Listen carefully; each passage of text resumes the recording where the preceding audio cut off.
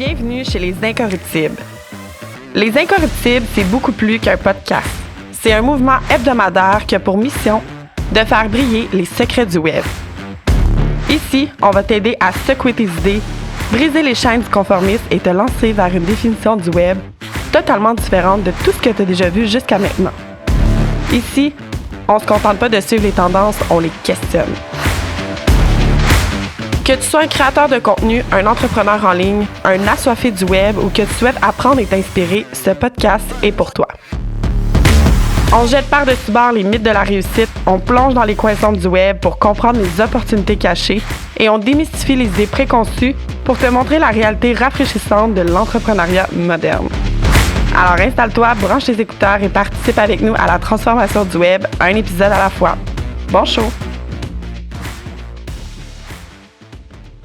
Bienvenue dans un nouvel épisode du podcast des Incorruptibles, accompagné d'une de mes acolytes, toujours, Annie.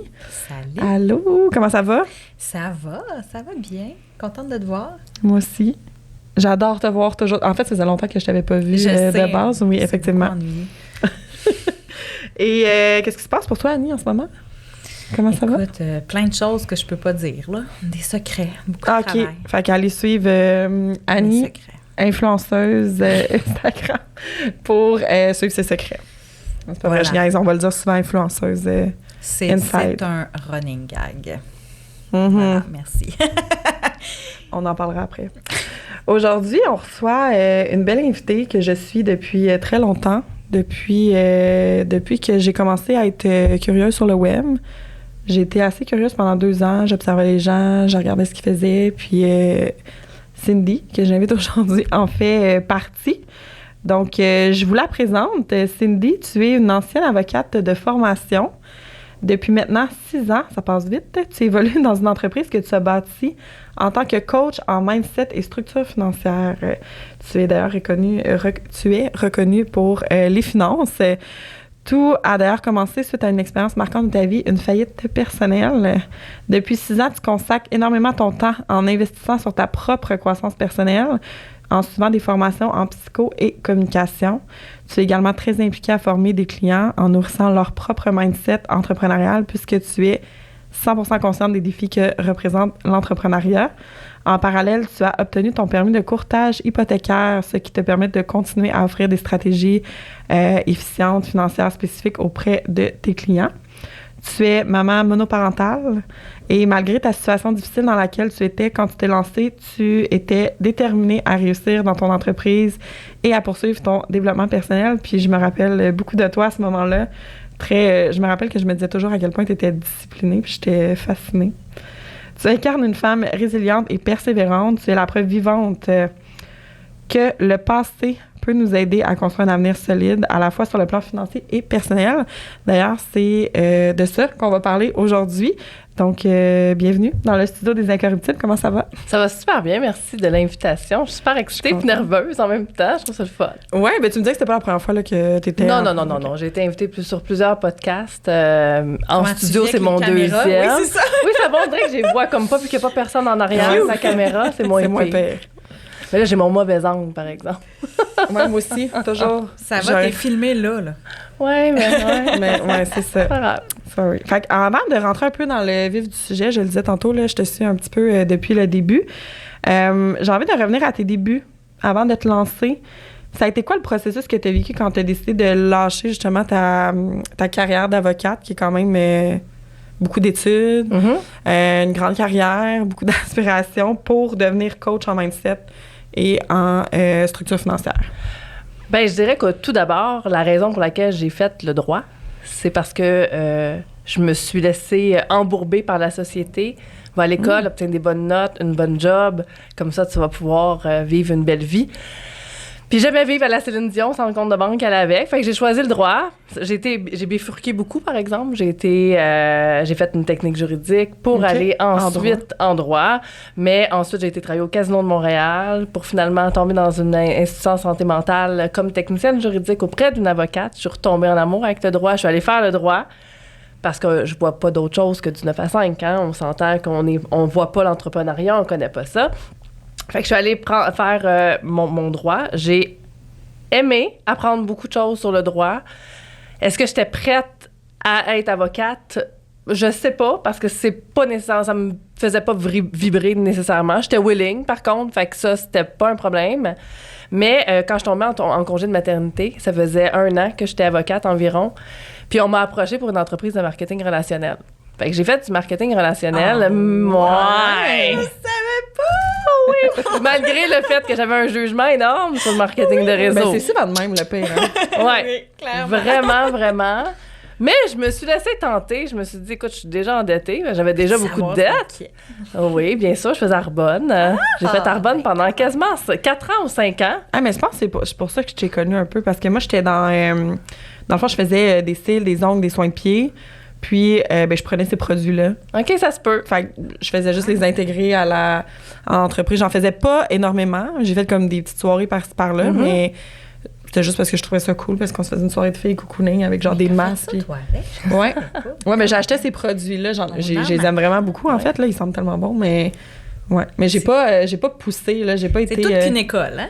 Ouais. Ben, c'est ça. Tu sais, il y a des gens qui disent, est-ce que tu regrettes? Non, parce que je suis quand même montée haut dans... Puis moi, le développement personnel, ce n'était pas pour moi. J'étais au-dessus de ça, les amis, hein, quand même. Ah ouais? Écoute, je suis née dans Saint-Michel, j'ai eu une vie rough, j'ai des parents pas nécessairement présents, j'ai pas besoin de faire ça, du développement personnel. Regardez comment je m'en suis bien sortie, je suis rendue avocate. Fait que c'est vraiment dans le mindset comme ça, moi, que j'ai commencé le développement. Sans me sentir au-dessus des gens, je me sentais pas dans l'obligation de faire du développement personnel. Puis ma mentor dans Arbonne, à l'époque, m'a dit, je te donne un défi. C'est de faire 1 mois de lecture sur le développement personnel. Puis si après ça, tu veux plus en faire, je t'achale plus. Et j'ai été celle qui lisait là, religieusement, qui mettait en application. J'ai vraiment fait un 360, 180, je sais même pas c'est quoi l'expression, mais bref. Un certain pivot. Un pivot sur ma personne. 360, tu reviens à la même place. Ouais, Fait que c'est ça, 180. plus 180. Ouais, mais mais moi, je le vois pas de la même façon, mais ça sera un autre sujet de podcast. Mais j'ai vraiment fait un gros switch sur ma personne, un gros travail sur moi aussi, énorme.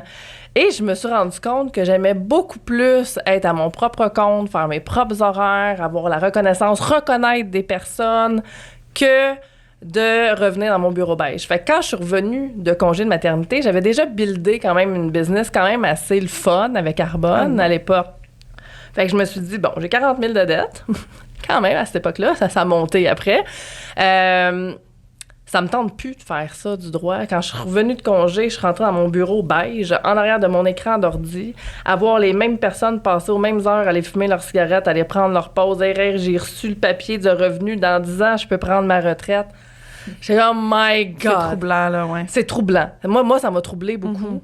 Fait que je me suis dit, bon, je me laisse 1 mois, puis je vais essayer de travailler jour et nuit, ma business, ça, puis nanana, puis je suis quelqu'un de très impulsif dans la vie, moi. Fait que je me suis levée de mon bureau dans l'heure suivante. Je suis rentrée dans le bureau de mon boss, puis j'ai dit, je te laisse jusqu'à Noël. NC, bye bye, boss. Puis là, il me regarde, puis comme, là, tu vas prendre une année sabbatique. Fait que t'as fait ça vraiment... non réfléchi. Non réfléchi, mais je veux dire, il n'y avait pas de préparation, pas de transition, là, non. J'adore Il y ça. en avait une dans ma tête. Mais ça a quand même donné du temps à ton boss, qui est quand même, tu sais... Un grand respect. Ouais. C'est ça. Pour lui. Tout le monde ne fait pas ça.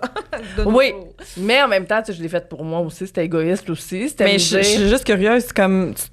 Tu pensais pas, mettons, t'avais pas des peurs de genre... je vais pas arriver financièrement, j'ai une dette, J'ai réalisé l'année passée, Karine, que grâce à mon cours en psychologie, parce que je me trouvais vraiment une bestiole un peu weird dans le monde en général, puis je me suis fait juger beaucoup, fait que souvent je me disais, ben je suis quelqu'un qui pas lâche, mais tu sais, qui procrastine, ou que tu sais, prend des coups de tête, puis tout ça, puis j'ai réalisé que j'ai un neuroticisme qui est très bas comparativement à beaucoup. En fait, la plupart des gens, neuroticisme, c'est la tendance à avoir des émotions négatives très fortes, donc... La plupart des Québécois, disons-le, 85% et plus, ont un neuroticisme au-dessus de la moyenne. Fort. Moi, il est à 26. Fait que je score très bas. Fait que moi, la vie est une montagne russe de... c'est une émotion, on la prend, on la deal, on la jette, on repart, puis on continue de bâtir à travers. Tu deals bien avec les peurs, puis les... OK. Fait que ce que je pensais être un gros défaut, me suis rendu compte était une grosse qualité, mais est aussi un défaut sur d'autres choses qu'on reparlera peut-être plus tard. À d'autres moments. À d'autres moments. Fait que je réfléchis pas. Moi, je suis quelqu'un de très spontané. Si je le sens, je le fais. Point. Fait que c'est ce que j'ai fait. Puis oui, je me suis plantée parce que là, là, je suis rendue à 60 000 de dette. By the way, quand je décide de sacrer tout ça là. Ma business de marketing de réseau, parce que j'ai l'aspiration financière seulement de réussir et non plus d'aider ou d'accompagner les gens, est en train de me faire couler. Je sombre littéralement. Et ma business me rapporte plus autant. Mes dettes continuent d'augmenter. Je suis maman monoparentale d'un petit garçon. Avoir été toute seule, j'aurais probablement fait les choses différentes, mais là, il y a quelqu'un d'autre. T'as pas de pension alimentaire, t'as rien. Là. J'ai pas de pension, le papa n'a jamais été là. Fait que, tu sais, c'est vraiment 100% moi et mon fils. Oui, c'est ça. Fait que je peux pas le laisser tomber, lui, tu sais. Fait que je me suis mis à réfléchir beaucoup. Puis je me suis dit, c'est quoi mes options maintenant? Fait que j'ai lu sur faire des consolidations de dettes. Oubliez ça, moi, les switches, les cartes de crédit à 0% n'est fait, n'est vu, j'ai tout fait. Et c'est vraiment la pire catastrophe à faire quand on est endetté et qu'on n'a pas les outils pour s'en sortir. Fait que j'ai regardé Propositions consommateurs faillite. J'ai lu beaucoup, jour et nuit, puis j'étais comme, ça va être quoi l'impact de faire ça? Et j'ai appelé 3-4 syndics, je me suis renseignée, tout le monde me disait, va faire une proposition, c'est plus payant pour eux autres, by the way. Puis moi, je suis comme, j'ai entendu ça dans un article, j'ai lu ça dans un article à quel point les syndics, puis je voyais des gens puis d'ailleurs, j'en parlais la semaine passée, parce que la personne qui est venue sur le podcast, c'est quelqu'un qui a fait faillite. Ouais. Mais elle disait, j'ai écouté, je pense que c'est J.E., j'ai jamais écouté ça de ma vie, mais ce soir-là, je l'ai écouté. Puis il parlait que c'est des gens qui racontaient leur histoire de faillite, puis c'était des faillites pour 4 000 Oui. Des faillites. J'étais comme... Mais ça, c'est épouvantable. Ça, pour de vrai, celui qui est en arrière... Mais en même temps, je veux pas, des fois, pour 4 000, c'est énorme pour une personne, puis pas pour moi, mais... Mais c'est parce que ça a un gros impact. C'est ça. Ça aussi, on en reparlera un jour peut-être, mais bref, excuse, continue. J'avais quand même 65 000. La proposition ou la faillite aurait fait du sens, sauf que ça m'aurait coûté une proposition 600-700 $ par mois pendant 5 ans versus la faillite qui me coûtait 200 $ par mois pendant 9 mois. On s'entend que le fardeau est beaucoup moins grand. Tant qu'à ça, on continue à payer mes cartes. J'ai pas de maison, j'avais pas d'auto à l'époque, tu sais, qui valait quelque chose. Fait que je comprenais pas qu'ils me disent on va faire une proposition. Fait que moi, j'ai tenu mon bout, j'ai dit, tu veux me signer? Ça s'appelle une faillite. Fait que j'ai décidé de faire faillite. Je me suis vraiment préparée avant de faire ma faillite. On ne dira pas ça sur les réseaux. Mais j'ai préparé ma faillite et quand j'ai été prête, quand j'ai signé, le syndic m'a dit « Puis, comment tu te sens? » J'ai dit « Je viens de m'enlever des fardeaux de sur mes épaules, puis rappelle-moi dans 1 an et je suis une toute autre femme. » C'est exactement ça que j'ai fait. J'ai pris une formation sur le mindset, la psychologie un peu plus financière, comment je me sentais. Je l'ai faite pour moi. Puis à l'époque, j'étais dans un BNI, dans un réseau de gens d'affaires. Fait que, tu sais, il y a quand même des grosses têtes avec des grosses voitures, courtier immobilier, avocat, notaire, name it. Et je dis out loud que j'ai fait une faillite. Puis, tu sais, je suis pas quelqu'un, je suis pas gênée de ma vie, j'ai pas honte de grand-chose. Je suis vraiment un livre ouvert. Fait que ça a été accueilli dans le silence, mais je me suis dit, bon. Et à la fin, à peu près 5 personnes sont venues me voir pour me dire, t'es vraiment courageuse. Parce que moi aussi, ça ressemble à ça, ma situation financière. Il y en a tellement plus qu'on pense. Mais je suis vraiment étonnée qu'on dirait qu'aujourd'hui, je suis comme un peu en... Pas je comprends, mais tu sais, il y a eu une pandémie, il y en a beaucoup qui se sont énervés pendant la pandémie, puis tu sais, on en parle, puis après, là, on est comme, ouf, OK, là, l'argent rentre plus, puis il faut que je fasse plus attention, mais là, tu parles de 6 ans. Là. Le fléau existait avant. Dans le monde entrepreneurial, il y a tellement plus de faillites qu'on veut bien nous le faire croire. C'est... même chez des gens qui, aujourd'hui, sont des grandes figures de succès, là, qui ont eu une, voire même des fois 2 faillites. Absolument. Puis, tu sais, on parle du monde entrepreneurial, mais derrière l'entrepreneur, il y a le personnel aussi, il y a l'humain. Hein? Fait que c'est comme 2 sphères qui sont difficiles à gérer quand tu es entrepreneur puis tu connais pas tes chiffres. Fait que je me suis dit, j'ai une belle opportunité. J'ai appris des choses. J'ai appris de l'anglais. Fait qu'il n'y a pas grand-chose en français. Moi, quand j'ai commencé, il n'y avait pas grand monde qui faisait ce que je fais aujourd'hui. Non, vraiment pas. Non. Fait que je me dis des fois que j'ai manqué le bateau. Mais bref, on en reparlera ça aussi tantôt quand on va parler de la suite des choses.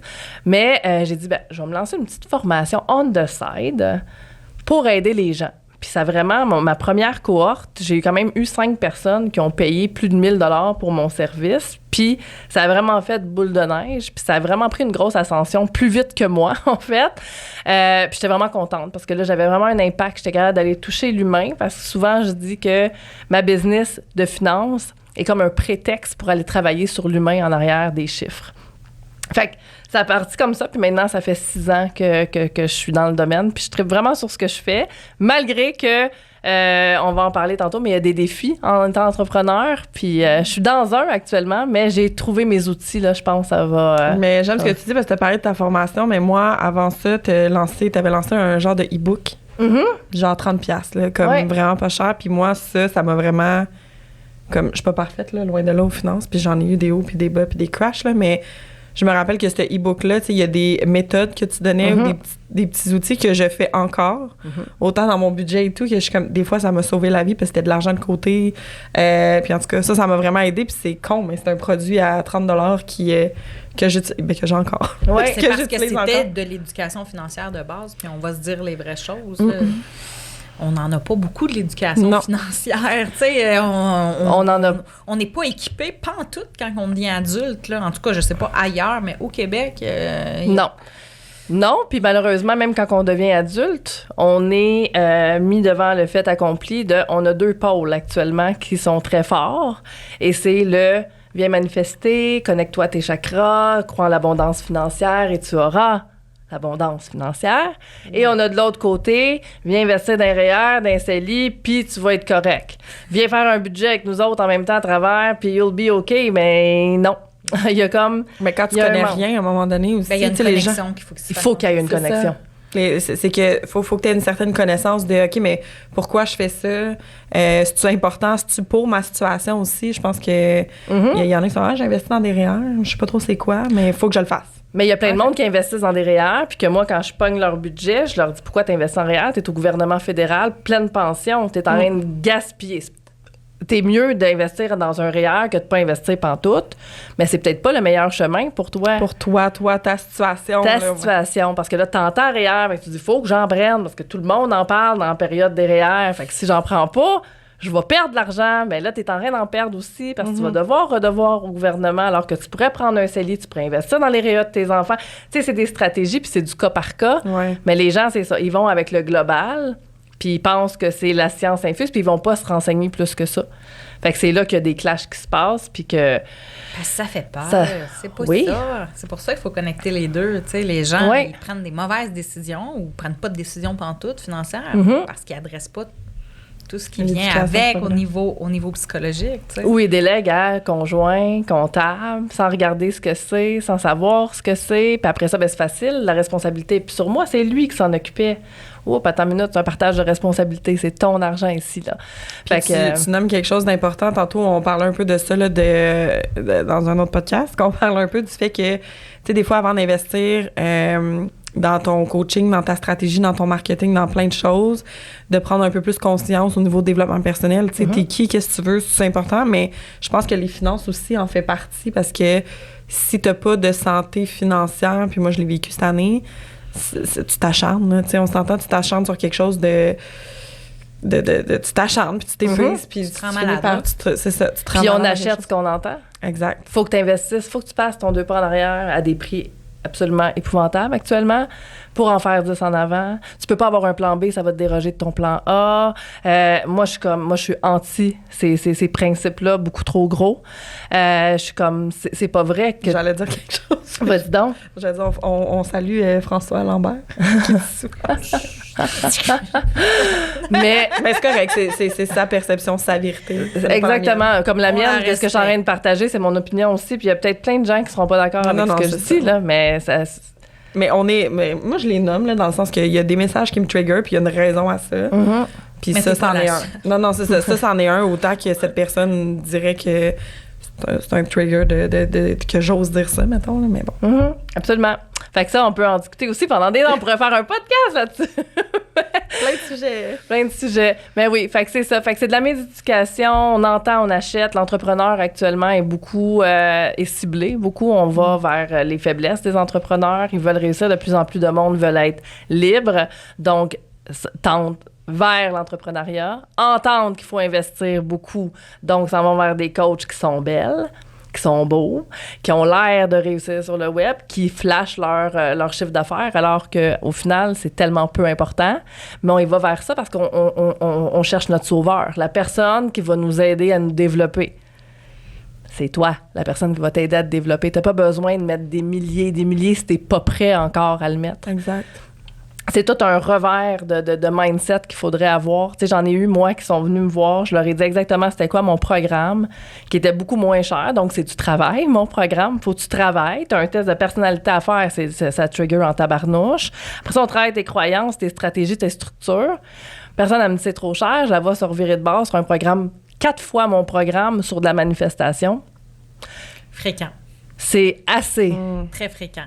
La solution n'était pas assez magique. En fait. C'est ça. Pas assez rapide, pas assez. Il y avait un effort à mettre, puis je pense que les gens accordent un peu un prix à l'effort qu'ils doivent mettre. Donc, c'est comme si, OK, oui, c'est plus cher, mais au moins, j'ai pas à travailler. Ça va se faire. Mais l'humain est paresseux. Ça va se faire tout seul, oui. Mais tu vas avoir des résultats de paresseux aussi. Après ça, on va prendre un autre programme encore plus cher parce que. Mais c'est ça, mais tu sais, c'est ça que moi j'ai de la misère actuellement, puis qui m'a trigger beaucoup, puis qui fait en sorte que ma business en ce moment est comme en downgrade, mais je suis de retour. Je vais être de retour. Mais je suis très. Tu sais, les coachs actuellement, c'est beaucoup je mets ma valeur. Mais ta valeur est par rapport à quoi?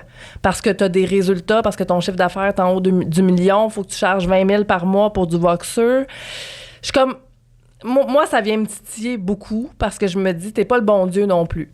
Mais les coachs, on les met de côté. C'est le peuple en dessous qui vont acheter ces formations-là pour de la magie, pour du rapide. Tu as parlé de quelque chose d'important qui est, tu as vu quelqu'un se revirer puis aller acheter, mais tu sais, on le voit souvent aussi dans des personnes qui vont dénoncer certaines choses par rapport à des comportements, mais après, tu les vois commenter sous des posts de j'ai sorti quelque chose qui va manifester plein d'argent, écrit oui, puis t'es comme, pourquoi tu commandes ça quand tu viens de dire que c'était ridicule? Tu sais, c'est comme, il y a un niveau de conscience, on dirait, qui est là, qui va être dénoncé, mais en même temps, qui continue de rester dans cette relation toxique-là. Mais c'est la communauté.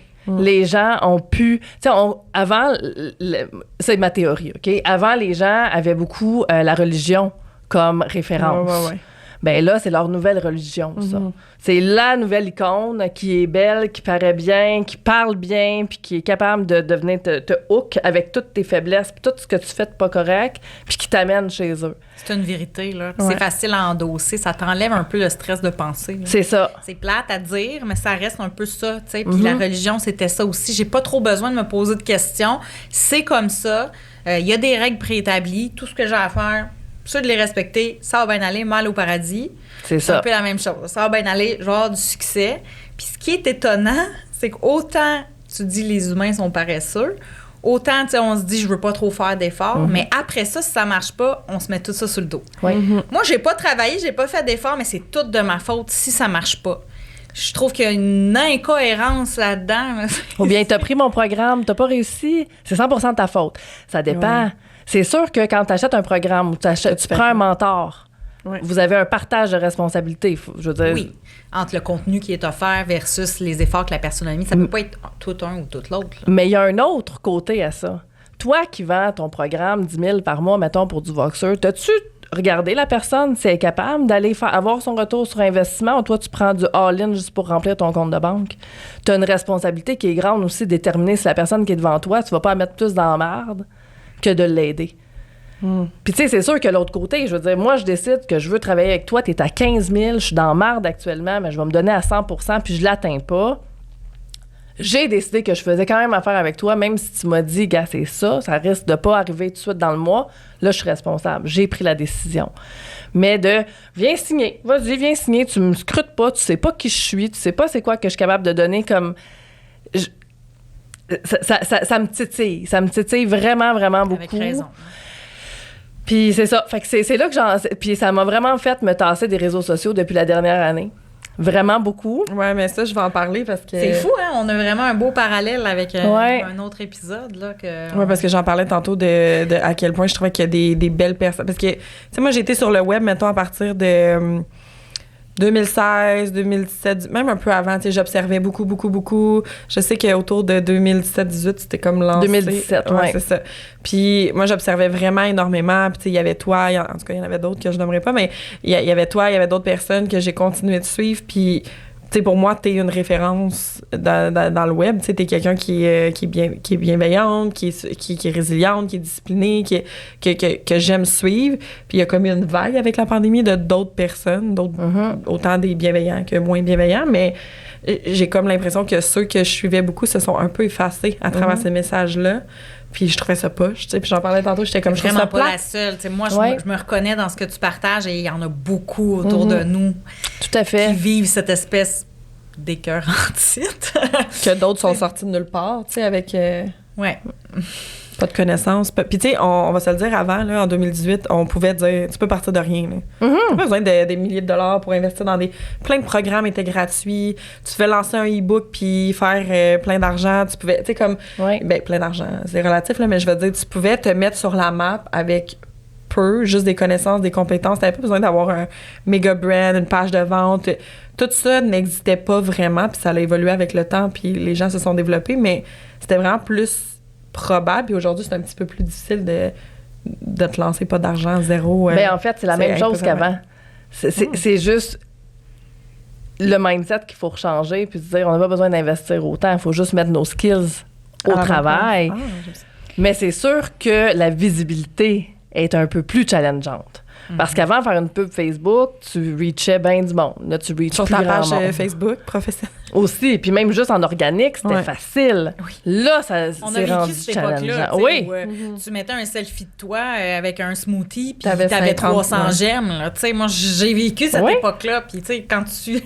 Après ça, tu continues d'évoluer, puis tu te rends compte qu'il faut mettre encore plus de travail pour, tu sais, comme tellement... Pourquoi? Peu de résultats. C'est ça. Mais t'as raison, il y a un gros... je pense qu'il y a une pression qu'on se met qui n'est pas forcément nécessaire. Puis on le voit, tu sais, t'as des gens à succès aux États-Unis dont les filles d'Instagram sont dégueulasses. Il y a un succès quand même. Je pense qu'on a fini par comparaison, justement, parce qu'il y a de plus en plus de gens à se mettre une pression qui est inutile et qui n'est pas du tout essentialiste, là, qui, au final, ne donne pas du tout les résultats pour tous les efforts, le temps, tu sais, le brand, les visuels, les ci, les ça. Oui, mais on se fait garrocher que c'est important. Que c'est nécessaire, effectivement. Puis le message est de plus en plus omniprésent. On est noyé sous cette information-là. Fait que le piège est facile. Là. Le piège est très facile. Je veux réussir. Moi aussi, à réussir. Je peux pas faire ce qu'elle fait. Moi, il faut absolument un Kajabi à 300$ par mois là, si je veux une formation en ligne. Là, sinon, je vais pas réussir. Puis, tu sais, il faut vraiment que j'investisse au moins 100$ en pub par mois, sinon je vais pas réussir. Puis, il me faut un mentor. Là. Il me faut un coach là, que je vais payer au moins 2000$ par mois pour réussir parce que je pars de rien. Wow, minute. Ça, c'est se mettre directement la hache dans la business. Tu as un stress qui est trop élevé.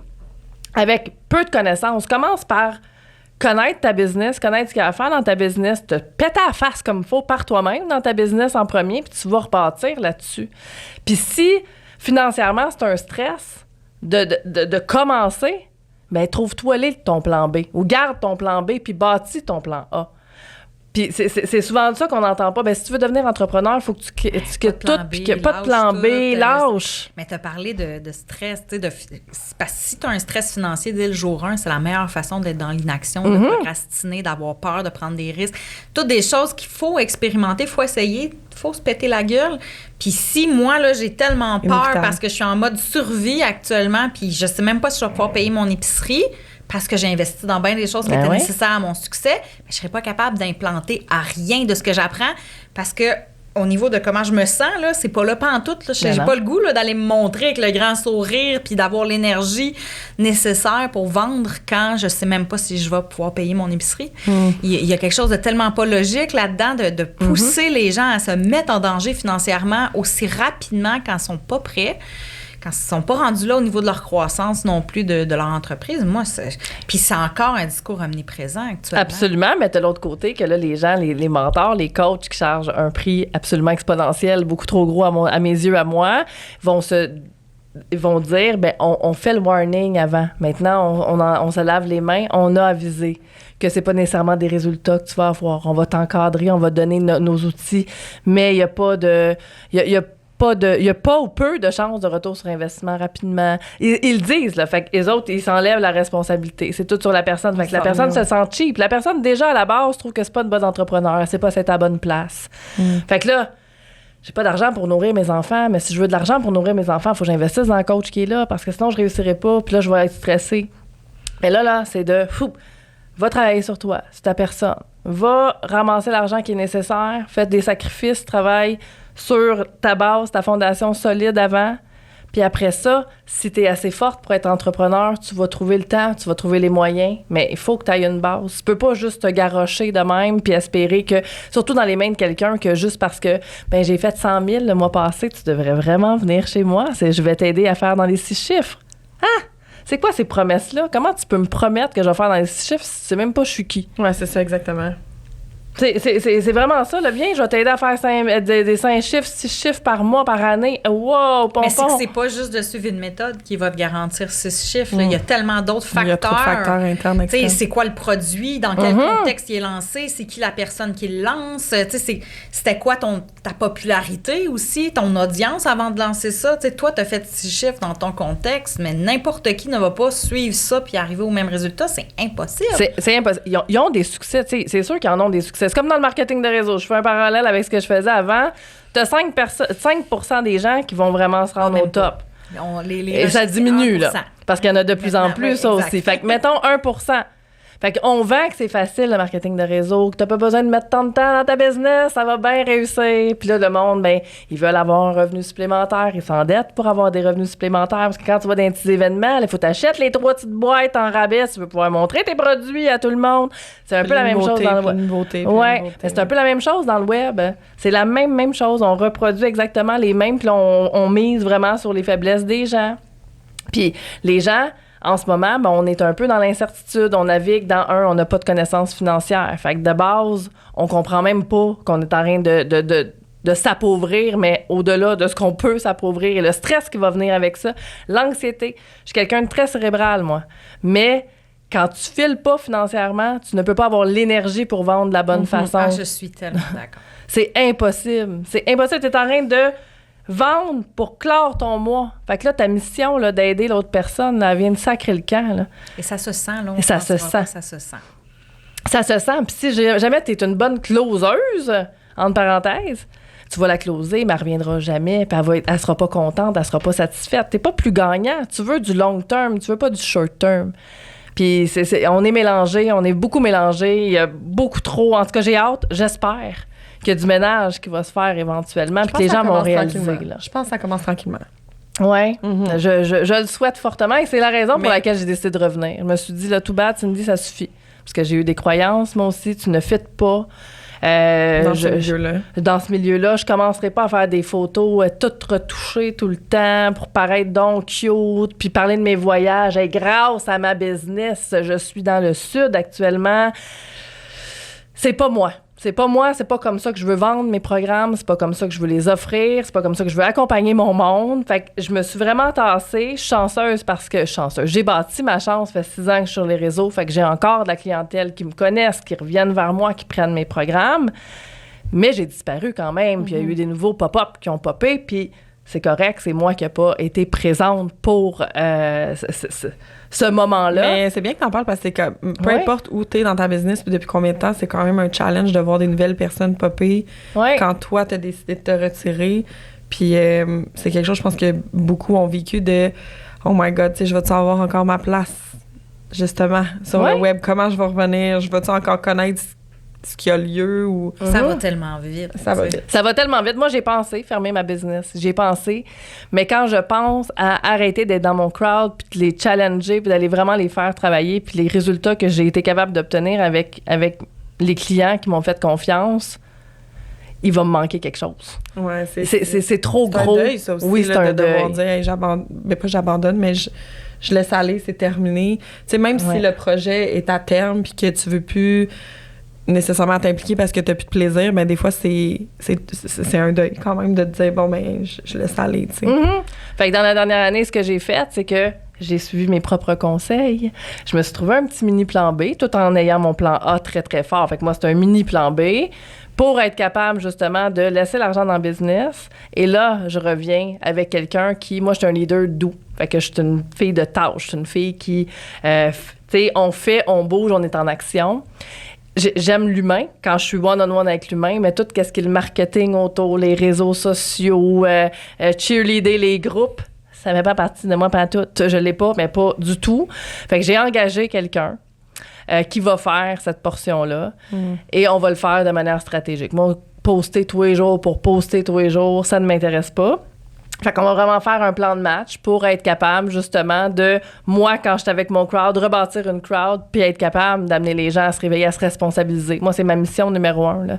C'est responsabilise-toi, puis la vie va aller beaucoup mieux comme ça, puis dans toutes les sphères de ta vie, là. Je trouve qu'il y a un beau parallèle avec les finances ici, là. Tu sais, tu délègues une partie que t'aimes pas particulièrement, donc t'as appris à te connaître, tu sais où sont tes défis, tu délègues, mais tu délègues pas, genre, arrange-toi avec ça, puis je suis plus impliquée là-dedans, puis t'as pas le choix de toute façon. Il faut que vous parliez, il faut qu'il y ait une connexion pour qu'il y ait une logique dans ce qui va être mis. T'sais, ça reste que cette personne-là va parler en ton nom sur tes réseaux sociaux.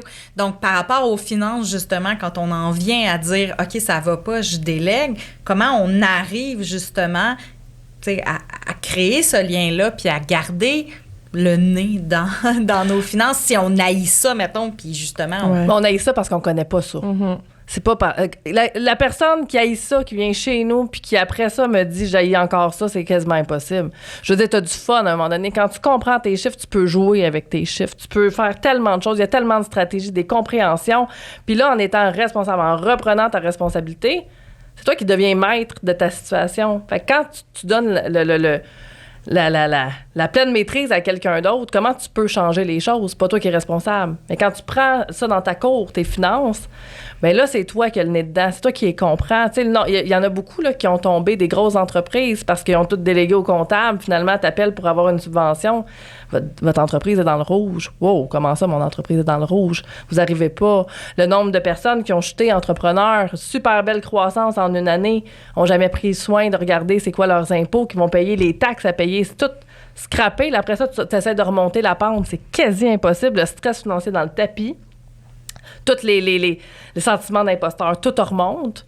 Fait qu'on les perd toutes, ces personnes-là, parce qu'ils n'ont pas ces connaissances-là. Mais je pense que je peux répondre un peu là-dessus, parce que moi, dans la dernière année, ça a été vraiment difficile. Puis il y a un moment, puis on en parlait tantôt là, dans le char, mais où on se disait, tu sais, des fois, il y a des gens qui ne comprennent pas cette réalité-là, où tu es entrepreneur, puis là, tu es comme, OK, j'ai un coup dur, mais comme je vais donner plus, je vais faire telle stratégie, puis là, tu sais plus qu'à arrêter, parce que ça marche pas. Puis là, tu puises dans ton argent de côté, puis à un moment donné, ben, t'en as juste plus d'argent.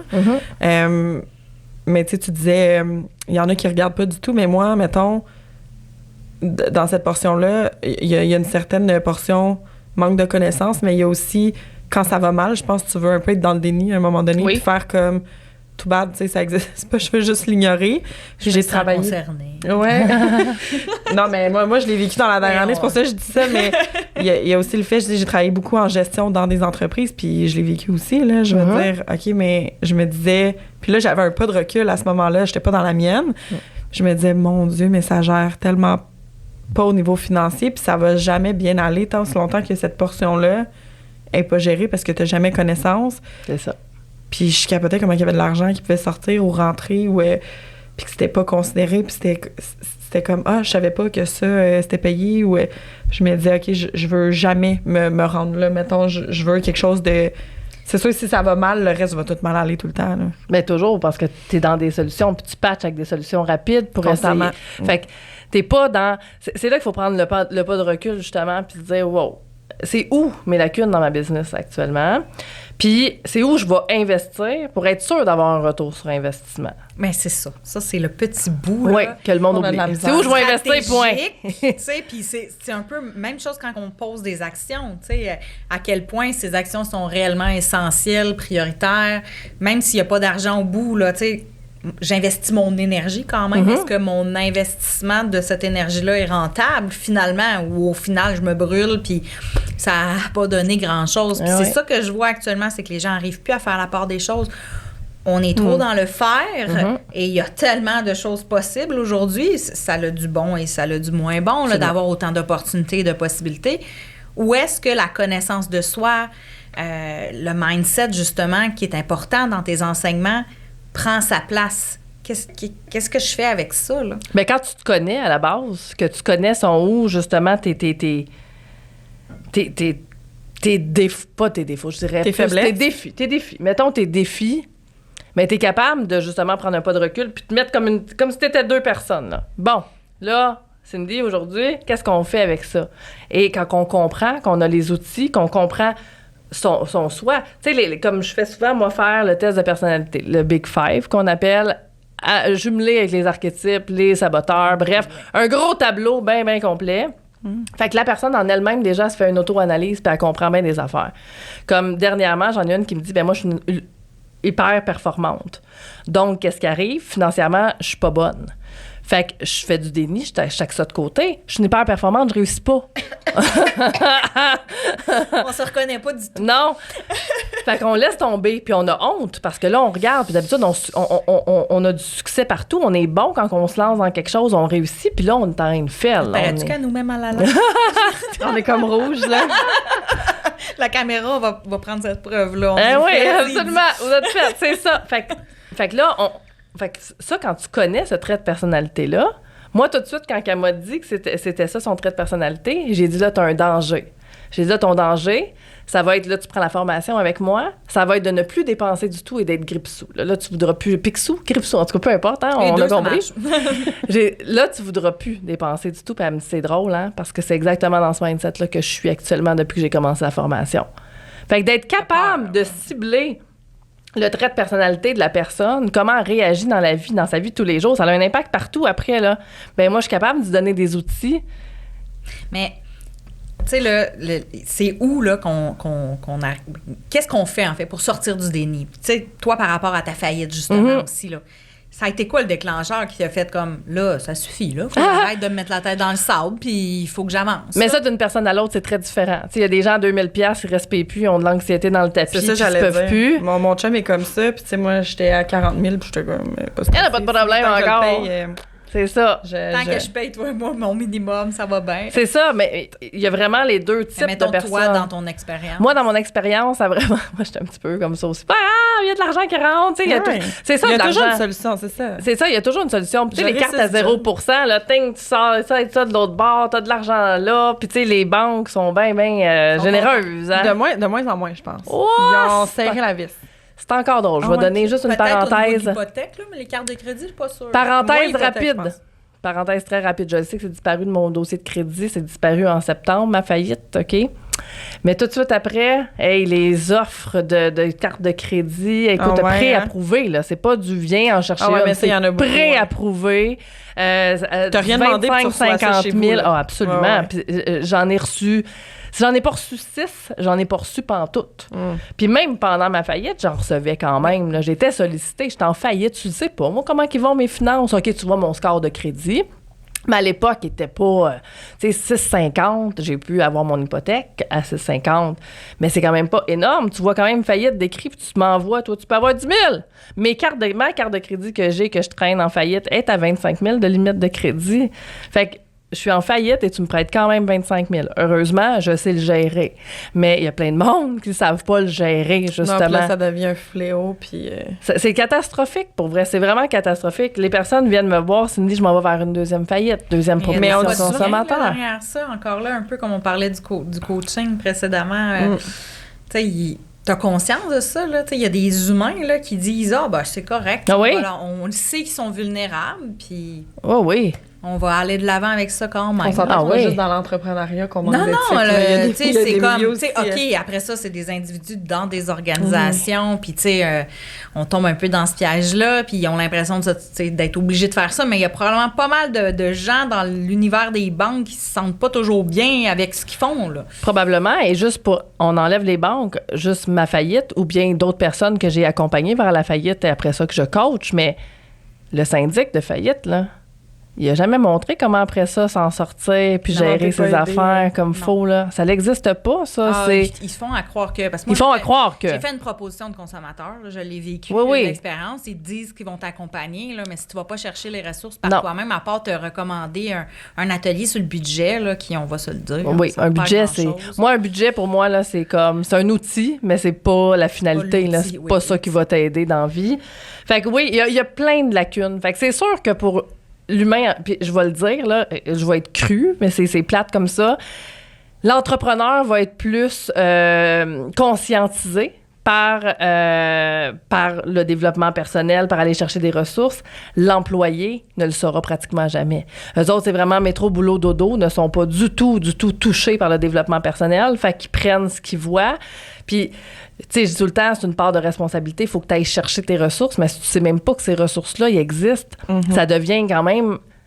Si tu sais même pas que tu as besoin d'aide, c'est ça. Parce qu'on en est là. T'sais, moi, je travaille avec une clientèle, justement, principalement, qui n'est pas entrepreneur. Puis justement, déjà, juste de prendre conscience que mettre des sous dans une thérapie ou peu importe, ça vaut la peine. Et les gens ne le conscientisent pas, vont préférer acheter le jean parce que là, ils ont un bénéfice direct tout de suite. C'est ça. Un petit peu de dopamine, sont contents, ils se sentent belles. Mais le même 100$, par exemple, pour aller voir son psy, là, ouf, ça, c'est beaucoup d'argent. C'est une question de priorité qui n'est pas gérée. Ben, c'est une question de priorité. De priorité ou de ne pas réaliser que tu as un besoin ou que c'est nécessaire pour toi, de ne pas avoir conscience de l'impact que ça peut avoir sur toi. Puis tu parlais de développement personnel, mais je pense que les gens ne réalisent pas à quel point c'est essentiel. On ne nous l'enseigne pas d'apprendre à se connaître non plus. Là, on ne l'enseigne pas. Mais non. J'ai 34 ans, puis je commence là, à faire « Ah, mais je vais me trouver des petits outils pour apprendre à mieux me connaître. » J'ai aucune idée. Des fois, je réponds à des questions, puis je suis comme... Je sais pas. Moi, je vois mes enfants, je vois... C'est fou, puis ils ont accès très jeunes à beaucoup d'informations, mais pas à ce qui est nécessaire pour traiter l'information, c'est-à-dire se connaître assez pour savoir cette info, est-ce qu'elle est pertinente pour moi ou elle est pas pertinente, est-ce que je dois la laisser aller ou je dois la saisir? Je sais pas si tes enfants sont là-dedans, mais moi, mettons, quand j'ai comme acheté un livre, justement, dernièrement, c'était comme « All About Me », puis ça pose juste des questions, tu sais, ton nom, ton âge, oui, à cause de toi, je l'ai acheté ce matin. Ah, pas vrai? Oui. Mais j'aime ça, tu sais, puis plus que t'avances, plus que ça pose des questions plus poussées, là, pas juste c'est quoi le nom de ta mère. Mais, tu sais, c'est le fun à remplir au début, ça va vite, puis là, après, ben, tu commences à bloquer, puis il y a des questions que je deviens hyper performante, genre, c'est-tu la bonne réponse? Puis je suis comme, non, mais il n'y a pas de bonne réponse, Karine, c'est juste pour apprendre à te connaître toi, tu sais, puis juste ta couleur préférée, je suis comme... I don't know, je sais pas. Qu'est-ce que tu portes le plus inconsciemment? Tu te poses pas ces questions-là, puis...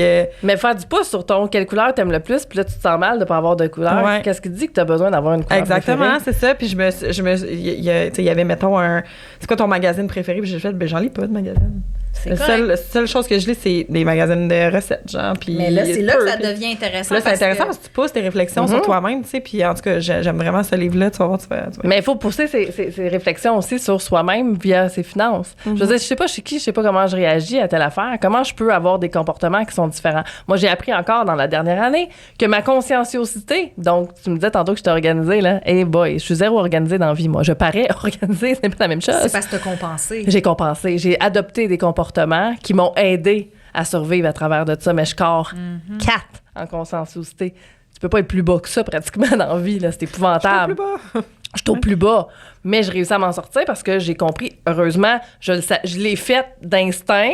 Puis là, en le comprenant, ben, je m'en vais chercher encore plus d'outils pour m'aider dans mon manque de conscienciosité. Parce qu'on s'entend qu'un entrepreneur, pas de conscienciosité, c'est rough en tabarnouche. Probablement pour ça que j'ai pataugé beaucoup, puis j'ai vraiment, tu sais, quand même fait mon succès à travers de ça, mais j'aurais pu être beaucoup plus...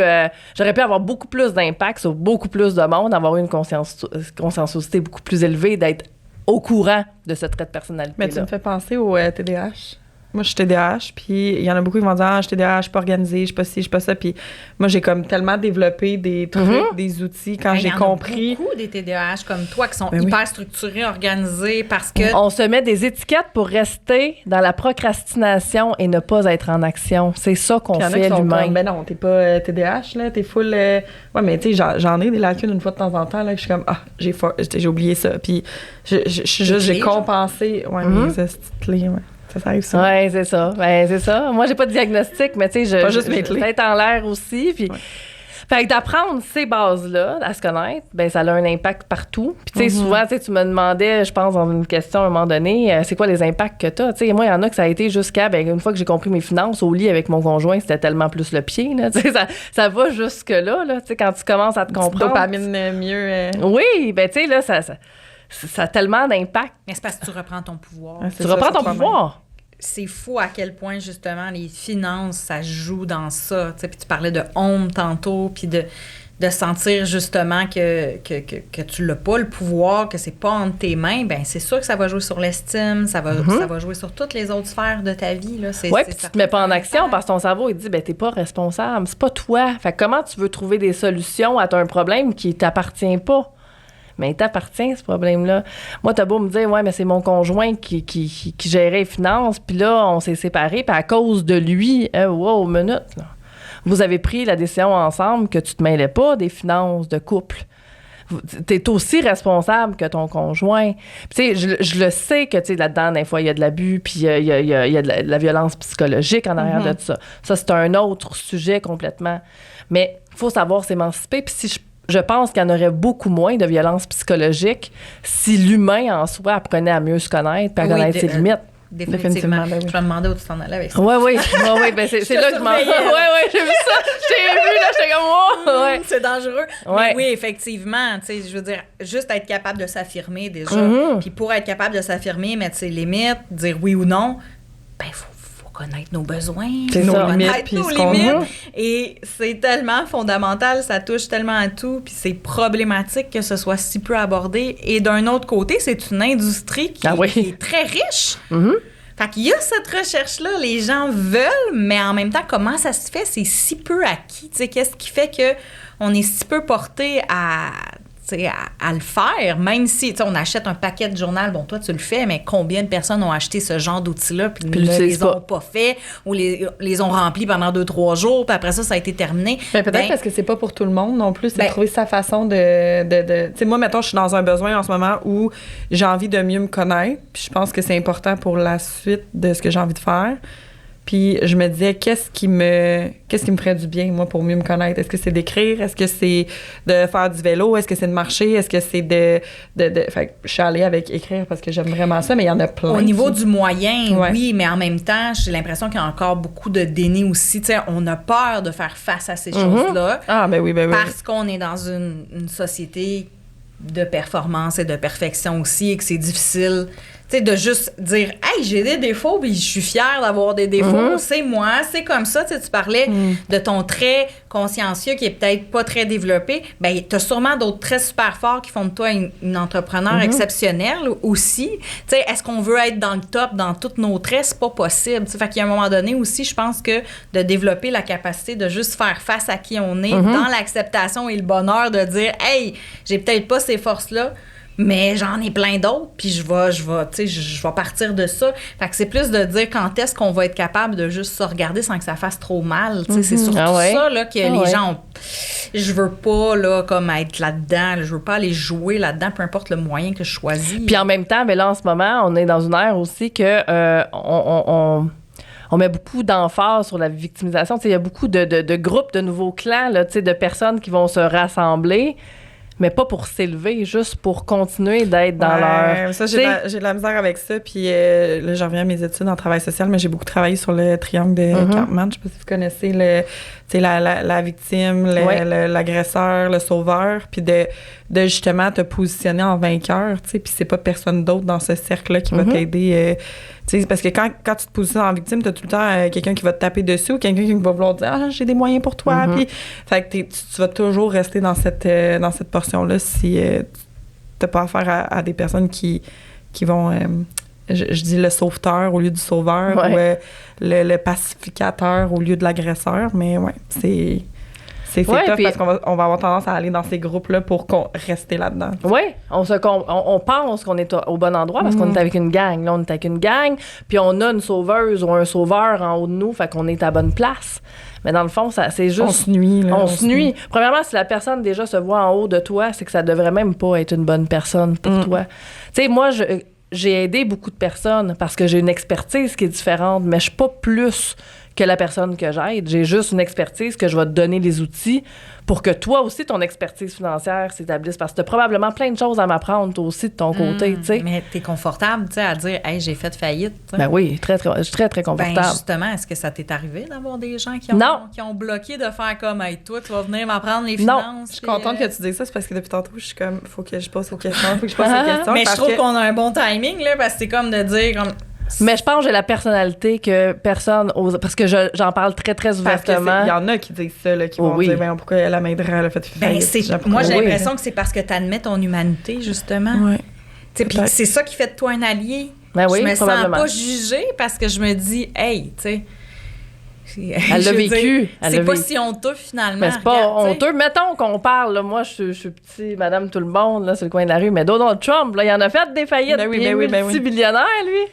Fait que je veux dire, pourquoi, moi, Cindy DiPietro, je devrais pas avoir des skills ou une expertise pour pouvoir aider une autre personne, alors que j'ai vraiment changé ma situation du tout au tout, puis j'ai eu un impact sur du monde pour vrai. Je me demande si c'était un bon exemple. Non, on parle de finances ici, on parle pas du reste. C'est forcément un très bon entrepreneur. Il y a plein de choses qui sortent là, récemment qu'il n'est pas si bon que ça avec sa business. Non, mais il est bon avec ses chiffres. Il les a compris. Il est capable, lui, de tomber en faillite puis de remonter sur une échelle assez à ce qu'il fait de façon... Il les a peut-être manipulés un peu aussi. Mais bon, oui, je comprends. Mais il y en a plein d'autres entrepreneurs. Puis il continuerait de se montrer, puis que nous, il faudrait. Mais on pourrait nommer plein d'autres. Ben oui, il y en a plein d'autres. Mais mettons que tu disais justement... parce que si je me trompe pas, quand tu as commencé, t'avais pas nécessairement... Parce qu'aujourd'hui, je pense qu'on accorde beaucoup d'importance sur... pas le titre, mais les formations, les gens vont plus accorder. Je pense que toi, quand tu as commencé, tu n'avais pas nécessairement... Tu avais plus ton expérience à redonner, puis après, tu es allé chercher tous les éléments nécessaires pour accompagner le plus de gens possible, puis je trouve ça super, en fait. Là, mais t'as-tu déjà eu, justement, ces commentaires-là de pourquoi elle m'aiderait? Ça m'est jamais arrivé. Oh wow, Est-ce que peut-être que c'est arrivé dans mon dos, par contre? Mais ça, c'est sûr. C'est la transparence, je pense, qui fait la différence. Ceux qui se placent sur un piédestal d'eux-mêmes, puis qu'après ça, ils font une erreur. Le monde, ça va être les premiers à aller leur dire hey, toi, là, t'as voulu nous montrer que t'étais parfait, là. Bon. Mais quand tu arrives avec toute ton authenticité et ta transparence de dire, regarde, je te le dis d'emblée, là, j'arrive avec ça. Ouais. Je te fais pas d'accroire, j'arrive avec ça. Mais je pense que là, à ce moment-là, les gens sont plus tolérants aussi qu'à n'importe quel moment, comme tout le monde, t'es arrivé avec de l'humanité, ben ça veut dire que toi aussi, t'as des failles, puis tu peux te tromper, puis que c'est correct, puis on est capable d'avancer là-dessus. Puis il y en a probablement, tu sais, qui ont fait, hey, gars, moi, c'est sûr, je me ferais pas couper. C'était pas mon client à moi, tu sais, on n'aurait pas futé, puis il n'y aurait pas eu des résultats. Fait que c'est correct aussi, tu sais, c'est très... Moi, je suis très transparente, je pense que vous le voyez, tu l'as nommé aussi. Puis je suis même en appel, parce que moi, je les scanne, mon monde qui rentre dans mon environnement, là, tu rentres pas pour rentrer. Je vais vraiment te dire qu'est-ce qu'il y en est, le travail que tu as à faire, comment que tu en as à faire, il faut que tu me lances, il faut que tu m'envoies tes devoirs si tu veux du feedback, il faut que tu t'autonomises. On va apprendre à travailler ensemble. Mais si tu fais pas l'affaire, moi, je suis très à l'aise de faire, mais malheureusement, ça sera pas pour maintenant. Puis je pense que ça, il faut que ça soit plus présent. Tu peux pas aider tout le monde, c'est impossible. C'est impossible. Tu vois, tu nommes quelque chose que je trouve que mon cerveau roule en même temps, là, mais tu nommes quelque chose, puis je me rends compte qu'il y a tellement d'incohérences sur le web par rapport à ça, tu sais, parce qu'il y a beaucoup de gens qui vont dire pourquoi une personne qui a fait faillite pourrait m'aider avec mes finances, puis autant qu'il y a des gens qui vont aller dire ben moi je fais pas affaire avec un coach qui a pas fait genre 1 million, mettons, parce que je vais atteindre ça. Puis il y a une incohérence entre les deux, dans le sens que la personne qui a fait faillite l'a vécu, fait qu'elle peut clairement te montrer comment remonter versus... Ça fait ressortir tous les tabous, je pense. Oui, probablement. Mais tu sais, c'est beaucoup d'incohérences, c'est beaucoup on se complète dans ce qu'on voit, on essaye de... On pagaie, mais on se donne l'impression de faire une action en choisissant en ayant des choix qui sont pas nécessairement alignés avec ce qu'on veut, mais...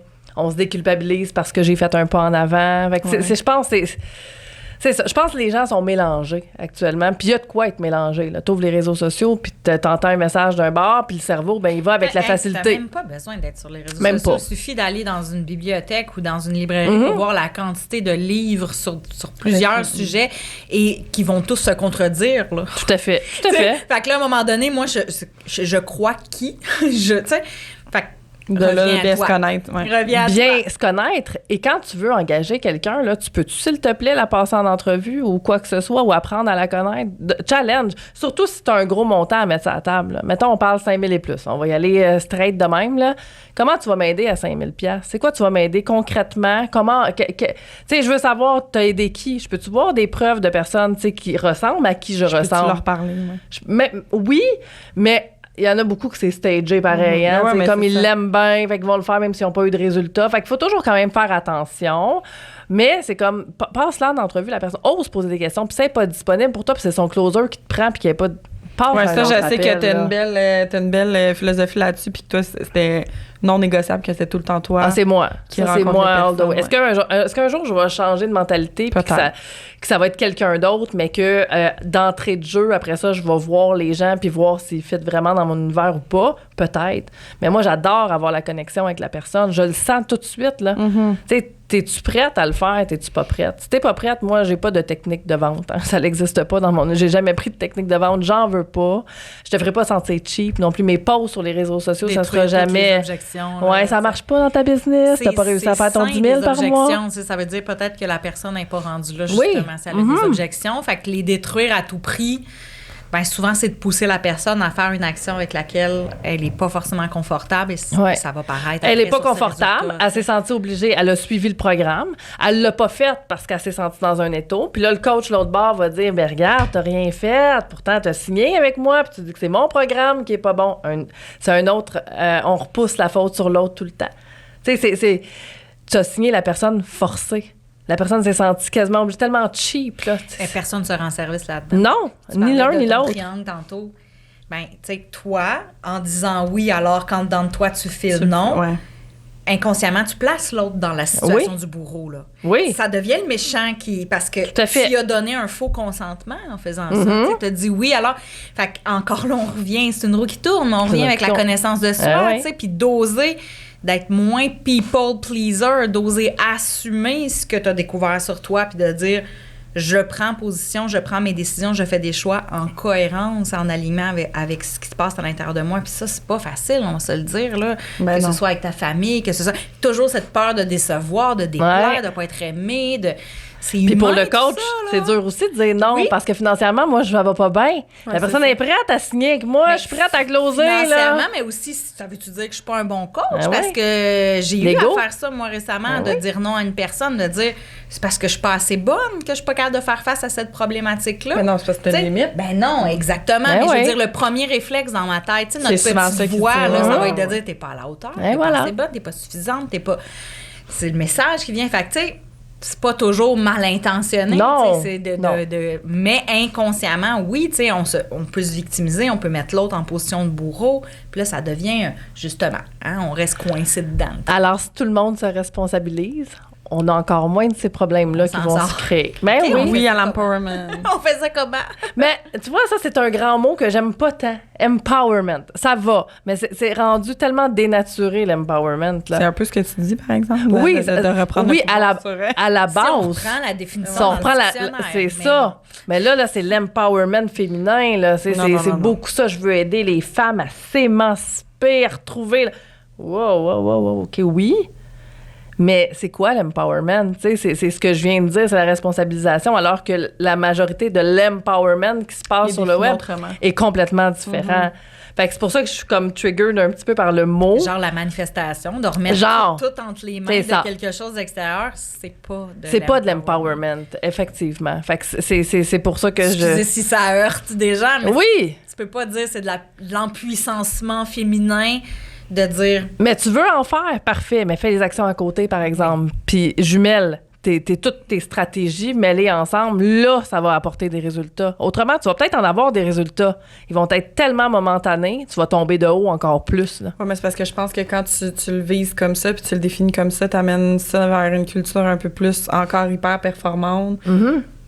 Puis on va parler de positivité toxique, là, vers si tu ressembles pas à ça ou que t'es pas là-dedans et tu fites pas, fait que c'est sûr que tu vas culpabiliser, puis tu vas te sentir mal. Oui, c'est un cercle vicieux. Tu vas tomber dans la procrastination. Et voilà. En fait, j'ai fait ça dans la dernière année, moi. C'est carrément ça que j'ai fait. Je me suis comparée. Je me suis diminuée. La leader solide sur mes deux pattes que j'étais a commencé à être un peu plus chambranlante. J'ai-tu encore ma place? Je suis capable de me démarquer quand même. Je peux vraiment aider les gens pareil? Fait que ça m'a fait vraiment me déstabiliser complètement. Là. J'étais déstabilisée vraiment beaucoup. Puis là, je recommence à être groundée.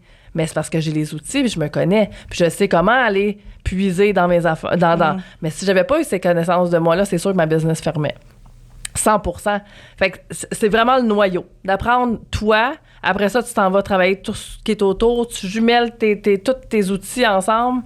Sky's the limit, là. C'est important ce que tu partages, parce qu'il y a des gens qui vont regarder, cette femme-là, elle a tellement de confiance. T'sais, si c'est jamais nommé là, qu'on vit des périodes de doute, des gens, dès qu'ils se retrouvent, là, je vais tousser, les gens, dès qu'ils se retrouvent dans ce type de position-là, là, ils vont j'ai échoué. Se refermer sur eux-mêmes.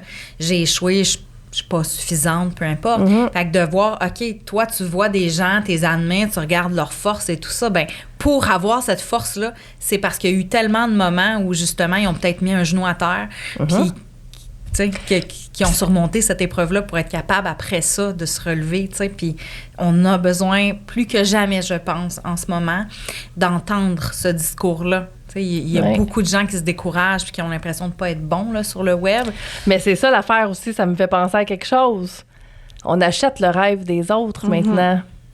Hey, elle fait 1 million, je veux faire 1 million, mais pourquoi tu veux faire 1 million? Mais je sais pas, je veux faire 1 million, ça a l'air facile de faire 1 million, mais c'est peut-être pas ça que tu as envie de faire dans la vie, toi, 1 million. Moi, perso, là, donne-moi-en des millions, je suis prête à y gérer 1 million. Mais je suis pas prête, par exemple, à faire tout ce qu'il y a à faire nécessairement pour atteindre ça. Tu sais, moi, l'équilibre de vie, moi, le fun a toujours été number one dans ma vie. Ça a un prix. Ça a un prix. Je veux être capable. Moi, ma liberté, c'est d'être capable de me dire, j'ai besoin de ça, je l'ai, je le prends, mais pas à outrance, puis vraiment en alignement avec ce qui je suis. Fait que, est-ce que si tu me dis demain matin, tu peux faire 1 million, es-tu prête à le faire? Oui, mais c'est pas nécessairement mon objectif de vie. Moi, c'est pas ça. Fait que pourquoi j'irais acheter la personne qui est là? C'est pas ça que j'ai envie. Puis je suis pas en train de me mettre un glass ceiling. N'est pas de glass ceiling, oui, moi. N'est pas. C'est ça, mais ça aussi, c'est un autre... On peut s'en parler. Hein? Le glace, mais il y en a qui en ont pour vrai. Veux pas assez. Oui, je le sais bien. Je trouve que, tu sais, c'est tes croyances limitantes. Oui, il faudrait que j'aille les travailler, eux autres. Mais bref, comme je dis... À 200 000 par mois. À 200 000 par mois, minimum. Pour sinon, un webinaire de 7 minutes. 7 minutes, mais tu sais, puis si tu prends Voxer... Écris-moi pas tous les jours quand même, là. Tu sais, essaie d'être autonome un peu. Je l'ai vu, ça. Et moi, mon Voxer, 15 000 $ par mois. Mais là, toi, entrepreneur, commence pas à m'écrire à tous les jours, 3 fois par jour. Excuse-moi, 15 000 $ par jour, je te garantis que je te parle toi toute la journée, tous les jours, là, tu sais. Je vais être ton podcast quotidien, je te le garantis. Tu sais, mais c'est ça. Fait que c'est ça. C'est ça qui est ça. Mais justement, là, t'as été un petit peu plus effacée dans la dernière année, mais t'as sûrement vu popper, là. Il y a beaucoup d'entreprises qui ont commencé à fermer, des gens qui ont nommé des difficultés financières, qui ont commencé à prendre plus conscience. Tu penses quoi de tout ça? Qu'est-ce que je pense de ça? Je pense qu'avec une bonne base, il y a beaucoup d'entreprises qui auraient pu être sauvées. Je pense que si on se réattribue nos propres objectifs, il y a beaucoup d'entreprises qui pourraient être sauvées. Je pense que si on laissait tomber il faut pas avoir des plans A, de plan B pour réussir son plan A. Il y a beaucoup d'entreprises qui pourraient être sauvées parce qu'il y a vraiment beaucoup de personnes qui ont disparu du web, qui ont vraiment des beaux messages puis qui étaient forts, mais que malheureusement sont pas aussi cute que l'autre qui passe parce que le monde achète vraiment la beauté aussi, on va se le dire. Ouais, ça c'est un autre sujet de podcast que je vais avoir à un moment donné, mais on parlait de professionnels de la santé justement, des psychologues qui sont hyper belles, en fait, qui réussissent mieux que d'autres, qui, je veux pas, moi, dire qu'ils sont moins belles parce que c'est pas le cas, mais c'est juste la beauté avant. Perçu, c'est la perception. Dans le modèle qu'on a ici, parce que c'est pas le même partout, mais oui, tu sais, qui sont moins vendables. Oui, exact. Au niveau du marketing. Qui rentrent moins dans les standards de société, beauté, c'est ça. Fait que ça aussi, c'est tout ça, là, pouvait être, puis tu sais, on retrouve nous-mêmes notre, je dirais pas estime, parce que moi, d'estime, c'est comme ça, c'est pas quelque chose qui se crée. Là. Je veux dire, c'est les actions que tu fais qui font en sorte que tu as plus confiance en toi. Mais si tu apprends à te connaître comme il faut, à être groundé sur qui que t'es, d'apprendre autant de tes qualités que tes défis, de travailler là-dessus, d'adopter des comportements, d'être dans l'action tout le temps, ils vont en avoir de moins en moins. Parce que si tu prends responsabilité, tu vas prendre responsabilité sur toutes les sphères de ta vie, incluant l'argent. Puis quand tu apprends à connaître l'argent, généralement, tu as beaucoup plus de plaisir à le gérer. Quand tu regardes pas quelque chose, tu connais pas quelque chose, tu peux pas Tu sais, tu peux pas aimer ça, ça fait peur parce que tout le monde en parle puis ça fait peur, c'est tabou, on a vu nos parents struggle, fait qu'on veut pas regarder ça, mais quand... La crise économique, tu sais, les gens vont être beaucoup... En ce moment, c'est terrible, là, ce qui se passe là, à l'extérieur, là, quand on regarde ça. Mais les gens, c'est là-dessus qu'ils vont mettre le focus. Ben, gars, ça va donc bien pas bien, l'épicerie coûte donc bien cher. Totalement. Mais à ce moment-là, gère-toi, là. Tu sais, je veux dire, il va falloir t'apprendre à te gérer pendant ce contrôle-là. Puis si t'es toujours en train de mettre ton énergie sur ce qui se passe dehors, t'es pas en train de travailler chez vous, là. À comment je vais gérer ça, cette crise-là, actuellement? Mais je pense, mais ma mère... Apprends à faire du pain, c'est ça? Oui, pas nécessairement. Le Thermomix. Comment ça s'appelle, la nouvelle machine, là? L'air fry? Non.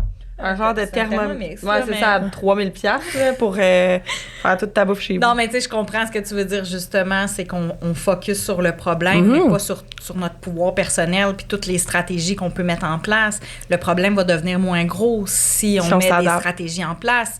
On n'a pas le choix. C'est une réalité qu'on ne contrôle pas à l'extérieur. Donc maintenant, qu'est-ce que je peux faire ici et maintenant, là, pour moi? Ça va être quoi mes solutions qu'au moyen terme? Voilà. Tu sais, il y en a beaucoup de gens, moi, qui viennent me voir, là, puis qui me disent, ben moi, Cindy, ça va vraiment pas bien, je vais faire une faillite. T'as pas de maison, toi? Oui. Fait combien de temps que tu l'as? 5 ans? Tu as refinancé ta maison? Non.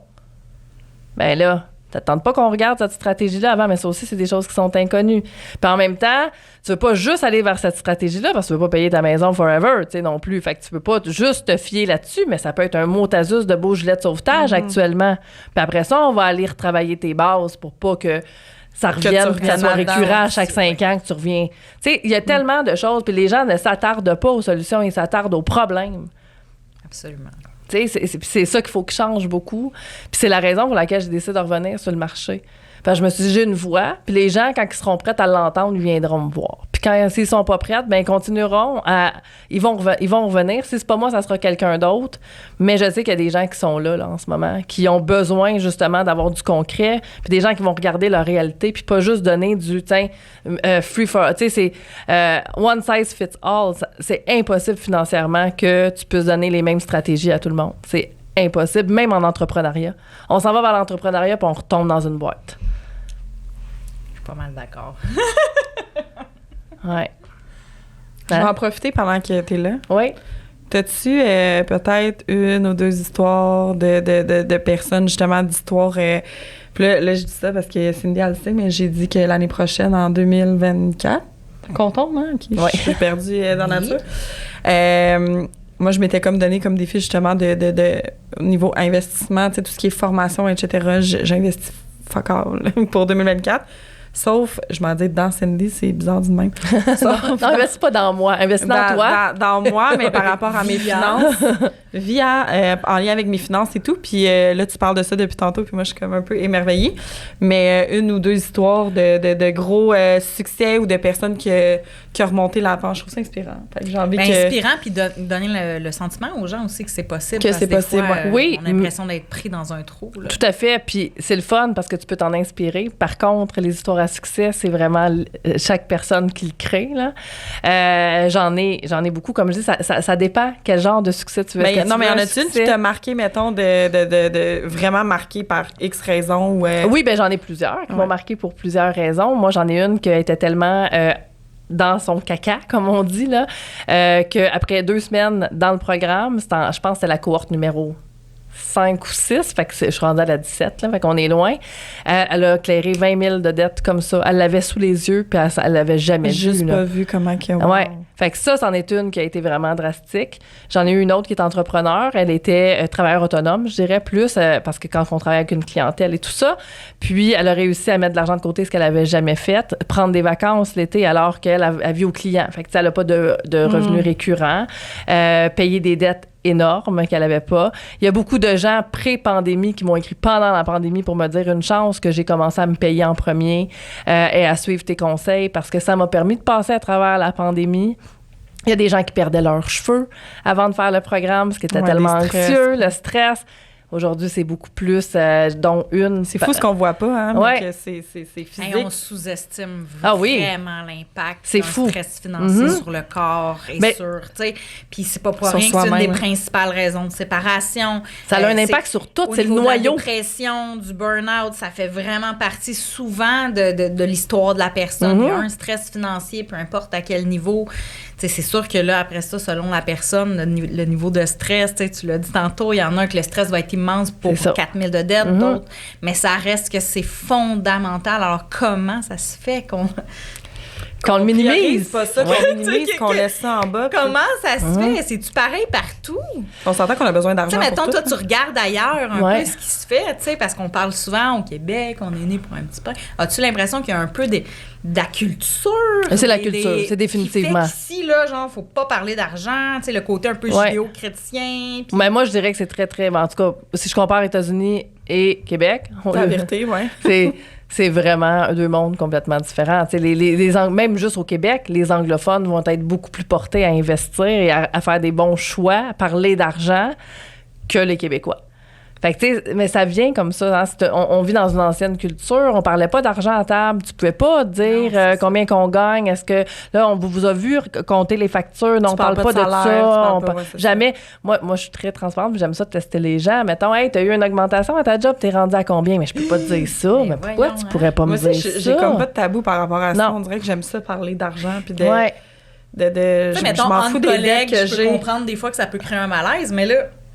Genre, mais en même temps, pourquoi ça créerait un malaise? Ben, moi, je veux dire, je suis pas d'accord, mais je comprends l'enjeu si l'organisation est mal gérée. Ben c'est ça, mais c'est en sachant qu'on va être capable d'aller casser l'organisation. Je suis d'accord avec toi. Là. Ça, je pense que ça a besoin d'être challengé. Toi, t'es payé ça, puis pas moi. Ouais, comment ça se fait? Toi, t'es un homme, puis tu fais 3 piastres de plus de l'heure. Fait que, tu sais, c'est des choses qui devraient être adressées. Là. Ouais. Actuellement, là, c'est plein de grèves comme on a actuellement, puis c'est pas juste sur le salaire. On s'entend, là, c'est définitivement plus sur autre chose. Mais il y a de l'argent en lien. Même si c'est pas le salaire, les décisions qui ont été prises, qui ont créé les problèmes dans les organisations. Et c'est des années. J'ai remplacé, moi, l'année passée, j'ai eu un mandat de prof de français au secondaire. Et j'ai adoré mon expérience. Ça a été la pire expérience, mais la meilleure en même temps. En fait, j'ai eu 2 pires expériences l'année passée, mais bref. Je te suggère le primaire, c'est un peu moins déstabilisant. Mais mais moi, c'est même pas moi, j'ai connecté avec les élèves, là, vraiment. Mais pour vrai, en voyant ta personnalité, j'en doute pas. J'ai vraiment eu du fun avec les autres, alors que quand je suis rentrée, j'ai demandé, puis ils m'ont dit, c'est tout des tas de merde. Pardon, et c'est vraiment comme ça qu'on m'a présenté mes élèves. By the way, ça, c'était une parenthèse. Mais je suis comme, c'est comme ça. Fait que là, j'ai fait, qu'est-ce qui vous permet de dire ça? Moi, j'aime challenger les gens. Fait que là, à un moment donné, ça, c'est ma parenthèse, elle est terminée. Parce que moi, j'ai vraiment aimé, puis je pense que la connexion, je veux dire, tu rentres, t'es le prof, ton monde devant toi, c'est des tas de merde. Ils vont te traiter. Comme de la merde. Comme de la merde. Ça peut pas être autrement. Fait que moi, je suis comme non. Puis moi, j'ai vu plein de petits mini-entrepreneurs, là, tu sais, c'est incroyable. Bref, ça sera un autre sujet de podcast. On en a beaucoup. Mais à un moment donné, je faisais des photocopies à la photocopieuse et la directrice est venue me voir. J'ai dit, moi, j'étais à contrat. Là, fait que j'ai dit, moi, je vais vous écrire mes heures. Hein. Elle a dit, ben non, être professeur, là, être enseignant, là, c'est faire du bénévolat. Non, pas moi. C'est quelque chose qui devrait même pas exister. Les CPE, les garderies, vous arrivez 1 heure d'avance, vous n'êtes pas payé, mais il faut il faut que ça cesse, ça. Ouais, 100%. T'es là pour le bien-être des enfants, pour le bien-être de ta classe, des personnes que tu vas servir. Pourquoi mon temps serait gratuit? Pourquoi mon temps serait gratuit? Mais pas l'autre qui est payé en triple quand il rentre en overtime, mais moi, c'est pas grave. Puis moi, ça m'a toujours... C'est une aberration, là. C'est parce que je suis là pour aider les gens. Oui, c'est pas grave, tu peux aider oui, mais je le sais qu'il y a beaucoup la philosophie, ça va être ça, mais il faut que j'aide le monde. Mais tu sais, ma collègue, elle va être dans la merde, sinon, hey, je suis malade, il faut que je rentre. Il y a beaucoup de personnalités de sauveurs, justement, dans ces milieux-là, là, dans l'éducation, Oui, mais tu peux être sauveur, mais sauve-toi en premier aussi, tu vas être capable de sauver encore plus. Sauveteur. Oui, sauveteur, c'est ça. Mais c'est la codépendance aussi, qui est quand même... plus fréquente, plus présente qu'on le pense. Et ça, si on refait un scan de soi-même, qu'on sait qu'on a cette personnalité-là, on adopte des nouveaux comportements qui vont aider tout le monde. En ce moment, on n'aurait pas ce fléau-là, parce que si dès le départ, on aurait eu les bonnes ressources, on aurait été chercher les revenus qui nous reviennent. On aurait mis nos culottes. On aurait mis nos bobettes. Il n'y aurait pas eu le choix d'investir des sous pour que ça se passe. Tout à fait. Fait que, tu sais, c'est bien facile de dire, ben retournez donc. Moi, j'encourage, et je sais qu'il y a peut-être des gens qui vont me jeter la pierre ici, mais j'encourage. Faites-les tomber, les systèmes. Faites tomber le système éducationnel. Faites tomber le système de la santé. Puis si on peut même se rendre au système de justice, encore mieux. C'est le temps que ça change, là. C'est épouvantable. 100%. Je suis 100% d'accord. C'est le temps. C'est juste très long à remonter. C'est long à remonter. D'aller là parce que c'est tellement mais long. C'est long à remonter. Beaucoup de courage. Puis ceux qui sont en haut, là, ils jouent sur un. On a entendu dernièrement, ben voyons donc, c'est ça, c'est nos enfants qui payent pour. On voit pas, hein? Oui, on va le voir! On le voit, il y a une caméra. Puis de l'autre côté, ben t'as les parents qui ont pas de fonds de grève, qui sont profs, puis qui sont comme, faut que je me trouve une deuxième job. Je peux pas. Fait que je veux retourner au travail, on va cesser ça n'a pas de sens, j'arrive plus, je suis en train de me mettre dans la marde. Ah, c'est ça. Tu sais, puis t'as le goût de leur dire, mais mets-toi dans la marde 2 minutes, parce qu'après ça va t'aider, mais je comprends aussi que dans l'actuel, dans le jour pour jour, là, tu le vois pas, ta solution, là, t'es en train de te noyer, là. C'est terrible, c'est vraiment terrible. C'est tout un système qui doit changer, puis j'espère que ça va faire bouger les choses. faut que j'en parle, ça m'a tellement fâchée. On a reçu une lettre pour que nos enfants vendent du chocolat pour mettre des thermopompes dans l'école. J'ai refusé. Puis sur le coup, je me suis sentie coupable, mais je me suis dit, hey, si tout le monde endosse ça, qu'est-ce que c'est ça? Tu sais, moi, je finance l'éducation dans les impôts déjà, puis là, tu me demandes, moi, de prendre de mon temps, d'amener mon enfant à faire du porte-à-porte pour vendre du chocolat, parce qu'un enfant, ça fait pitié, c'est cute.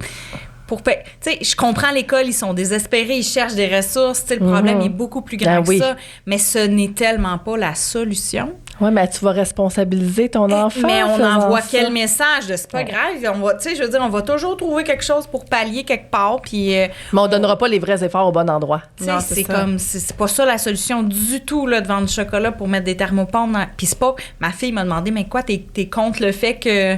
T'es contre le fait qu'on veut avoir la clim dans l'école? Tu sais, elle a 11 ans, elle me dit ça. Tu sais, je dis, ben non, je suis pas du tout contre ça. Tu sais. C'est la manière. Je la veux, la clim. Je sais que tu la veux, mais tu sais, c'est pas toi qui devrais payer monétairement ou de ton temps ou de ton énergie pour ça. Tu sais, on s'est doté d'un système qui, normalement, tu sais, a des moyens de financement pour que tu sois bien. C'est pas à toi là, de mettre ces efforts-là. Pour moi, ça fait aucun sens.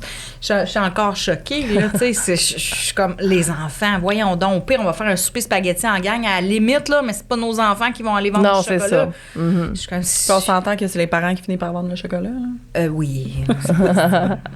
T'amènes ça au travail, là. Go, guys! Qui mange du chocolat? Mais c'est une méthode de financement. C'est pour un voyage, ça. au moins, que l'enfant va avoir du gros fun, là. Mais pour moi, mais tu sais, on se déresponsabilise encore. Classe, là, pour moi, c'est un besoin assez de base essentiel. On n'est pas dans du loisir. Là. Absolument. Je vais le conscientiser puis je vais le responsabiliser, mon enfant, qui ramasse ses sous pour aller à son voyage à Toronto, là, mais que mon autre enfant doit vendre du chocolat pour qu'il fasse pas 40 dans sa classe. Pour moi, je suis comme... c'est ça qu'on veut. Un nonsense. Oui, c'est ça. Mais bref, il y a beaucoup de choses à changer autour de l'argent. On a compris ça, je pense, à travers. Oui, mais je pense que honnêtement, moi, c'est quelque chose qui me fascine de plus en plus. Je nous intéresse de plus en plus, puis je pense qu'on pourra en parler pendant 5 heures. Minimum, surtout que toi, t'as tellement l'air fasciné par ça. Mais justement, avant de te laisser partir officiellement, je pose toujours une question. Je m'en dis si tu l'as posée. Vas-y. S'il y a une chose pour laquelle tu te dirais incorruptible, que ce soit dans ta vie personnelle ou professionnelle, ce serait quoi? Incorruptible dans le sens que tu peux pas me faire tomber, mettons? Exact. Là? Je peux pas te faire changer d'idée par rapport à ça. Sur ma facilité à me revirer de base sur un dizaine. J'ai tous les outils à l'intérieur de moi, puis je le sais, pour être capable de naviguer. C'est fort, là. C'est fort. Ça, c'est fort. Je l'avais pas avant, cette certitude-là. Mais de plus en plus, je la forge beaucoup. J'ai un trait de caractère qui est très, très fort. Puis moi... Ah ouais? Ah ouais, ça paraît pas, je trouve. L'action, c'est comme mon meilleur allié. Je ne peux pas... Tu l'as compris. Et je l'ai compris. Ah. Je l'ai compris parce que j'étais active dans toutes les autres sphères de ma vie, mais l'argent, moi aussi, c'est facile, on l'apprend pas, tu sais. Mais je trouve quand même ça beau que tu te sois laissé du temps. Exact. T'sais, même si t'es une fille d'action puis que tu peux te revirer sur un 10 cents, c'est correct des fois que ce soit pas en 5 minutes qu'on se revire sur un 10 cents. Mais c'est correct des fois de prendre un pas de recul, de prendre du temps pour soi, de se reposer des questions. Mais je pense que c'est ça aussi, être en action. Oui. Ben, on le véhicule mal, mais pour moi, tu sais, action sans jamais aucune réflexion ou réajustement ou remise en question, à un moment donné... Je me serais éteinte, moi, si j'avais pas fait ce pas de recul-là, parce que j'aurais pas été présente pour les bonnes raisons. Exact. Vraiment, je me serais dénaturée all the way. Fait que ça m'a pris ça pour revenir encore plus forte. Donc, être une femme d'action, ça veut pas forcément dire qu'on ne peut pas jamais s'arrêter. Ça veut pas dire non plus travailler fort pour avoir de l'argent. Ça s'appelle travailler intelligemment. Fait que, c'est ça, les entrepreneurs, il faut faire 80 heures semaine, parce que sinon, on ne réussira pas. 20 heures sur les réseaux sociaux maintenant, minimum, hein, c'est important. Il faut qu'on poste tous les jours à telle heure, puis toutes les plateformes, c'est ça. Non, il faut savoir s'écouter, s'arrêter, et voilà. Je publie plus pantoute, fait que je suis pas là-dedans pantoute. Voilà. Mais merci, Cindy, merci d'avoir été là. C'est sûr que je te réinvite. Stay tuned pour part 2. Oui. Merci, Annie, d'avoir poussé les réflexions. Puis merci à tout le monde d'avoir pris le temps d'écouter l'épisode. N'hésitez pas à commenter, partager, passer le mot, parce que je pense que c'est important. Puis on se retrouve pour un prochain épisode. Merci! Merci à vous autres!